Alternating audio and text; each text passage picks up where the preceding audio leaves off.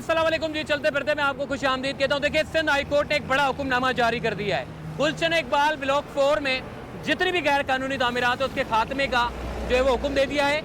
एक माह के अंदर DGSBCA को ये हुक्म जारी किया गया कि एक माह के अंदर तमाम ब्लॉक से गैर कानूनी खात्मा किया जाए, जितनी भी तामीरात है उसको खात्मा करें और रिपोर्ट अदालत में पेश करें। देखिए, आज समाअत हुई थी, जस्टिस नदीम अख्तर पर मुश्तमिल 2 रुकनी बेंच ने इस केस की समाअत की थी, जिसमें DGSBCA बराह रास्त खुद पेश हुए थे। देखिए, ये DGSBCA की मैं ज़रूर बात करूँगा। ये DGSBCA जो है, ये एक तो जब फंसते हैं तो ये चेंज हो जाते हैं, फिर उसके बाद फिर दूसरा आता है, वो ये कहता है सर मैं तो अभी आया हूँ, मुझे तो कुछ पता ही नहीं है, मुझे आप थोड़ा सा टाइम दे दें, मैं इस चीज़ को देख लूँगा।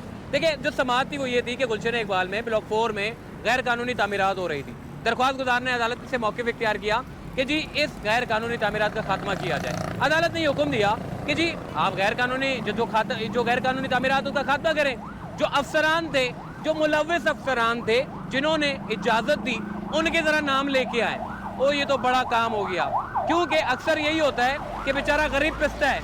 अगर गैर कानूनी तामीरात हैं ऑब्वियसली उसको गिराएं, और वो चूँकि गरीब होते हैं तो वो रोना रोते हैं कि जी हमारा घर ना तोड़ें, हमारी दुकानें ना तोड़ें, हमारे साथ गलत हो रहा है, हमारे साथ ये हो रहा है, वो मजलूम बन जाते हैं। तो भाई जिन लोगों ने इजाज़त दी है असल तो वही मुजरिम है। तो भाई सिंध हाई कोर्ट ने जो है वो ऑर्डर दिया कि उनके नाम जो है वो बताए जाएँ। फिर DGSBCA के पास रिपोर्ट पहुँची। DGSBCA साहब ने जो है वो अपने जो SBCA के जो वकला हैं उनको भेज दिया।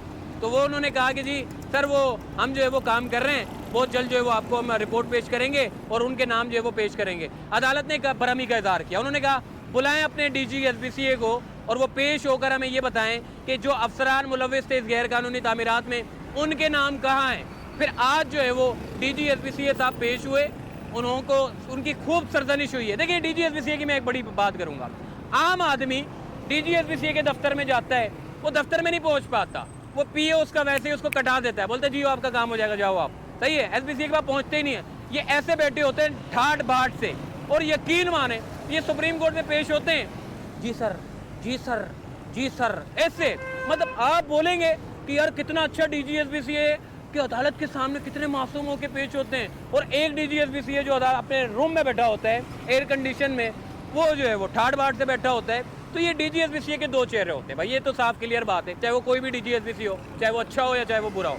तो बहरहाल ये जो DGSBCA साहब थे ये पेश हुए, इन्होंने अदालत से कोई यकीन दहानी करवाई। इन्होंने ये कहा है कि जी सर हम इसके ऊपर कार्रवाई करेंगे। उन्होंने जब समाअत हुई तो अदालत ने ये रिमार्क्स दिए कि हमें पता है कि आप इसको इंक्वायरी कमेटी का हिस्सा बना देंगे। तो फिर उसके बाद DGSBCA साहब ने कहा जी सर इसको हमने इंक्वायरी कमेटी का हिस्सा बना दिया है। तो जस्टिस नदीम अख्तर साहब ने कहा जितने भी केस होते हैं आप जो है वो पुराने अफसरान के नाम शामिल नहीं करते, आप उनके नाम मंजर आम पर नहीं लाने देते, आप जो है वो इंक्वायरी कमेटी बना देते हैं, और वो इंक्वायरी कमेटी वो कागजात के किसी कोनों में पड़े होते हैं या फिर होते भी नहीं है, या फिर वो मट्टी धूल में चले जाते हैं और वो मंजर आम पर नहीं आ पाते। अदालत ने इस बात पर काफ़ी सरजनिश का इज़हार किया। उन्होंने कहा कि जी फौरी तौर पर ब्लॉक 4 के जितनी भी गैर कानूनी तामीरात है गुलशन इकबाल की, उसका खात्मा करें। DGSBCA साहब ने कहा कि हमने 5 दुकानें जो है वो मसमार कर दी हैं। अदालत ने रिमार्क दिए हैं, हमें पता है कि आपने किस तरीके से दुकान को मसमार किया होगा। ऐसे मसमार किया होगा कि 4-5 दिन के बाद दोबारा उधर तामीरात हो जाएगी और दुकानें बन जाएंगी। आप ये रिपोर्ट ला के हमें पेश कर रहे हैं और ये जो है वो हम इसको कह देंगे जी ठीक है जी ओके हो गया। तो जितनी भी तामीरात जो आप गिराते हैं या मसमार करते हैं, उनको ऐसे मसमार करें कि वहाँ पर दोबारा तामीरात ना हो सके, कोई भी शख्स आकर दोबारा उसको तामीरात ना कर सके। इस तरीके से अंदाज में आप ऑपरेशन करें। तो बहरहाल आज की समाअत का अहवाल बड़ा दिलचस्प था। DGSBCA साहब ने यकीन दहानी करवाई है कि गुलशन इकबाल ब्लॉक 4 में जितनी भी गैर कानूनी तामीरात है उसका खात्मा यकीनी बनाया जाएगा, और 1 महीने के अंदर अंदर ये पूरी जो कार्रवाई है उसका जो नतीजा है वो अदालत के सामने पेश कर देंगे। तो भाई ये समाअत का अहवाल बड़ा दिलचस्प था।